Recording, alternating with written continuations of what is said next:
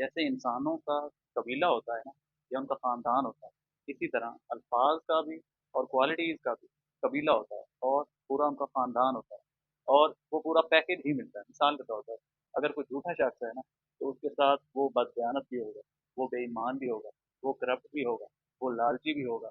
और वो ज़ालिम भी होगा और वो बददयानत भी होगा।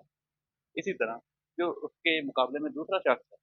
जो सच्चा है, अगर वो सच्चा है, तो वो अमानतदार भी होगा, वो मेरिट पर भी काम करेगा, वो इंसाफ पसंद भी होगा, वो दयानतदार भी होगा, वो वादा-वफ़ा भी करेगा। यानी ये पॉसिबल ही नहीं है कि इंसान सच्चा भी हो और बेईमान भी हो और ये पॉसिबल इसी तरह ये भी पॉसिबल नहीं है कि इंसान झूठा भी हो और अमानतदार भी हो, झूठा भी हो और इंसाफ पसंद भी हो। तो ये जो पूरा पैकेज है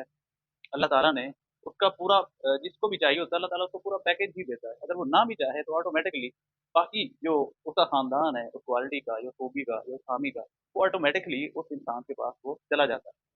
तो हम भी माशरे में ये सारी चीज़ें देखते हैं और आपने भी ये नोट किया होगा कि जो भी एक क्वालिटी अगर वो उसके पास बुरी है, तो दूसरी ऑटोमैटिकली उसके पास वो चली जाती है और अगर किसी ने एक अच्छी खूबी अपने अंदर अपना रही है, तो बाकी जो उसका ख़ानदान है, वो भी उसके पास ऑटोमैटिकली अल्लाह ताला उसको दे देता है।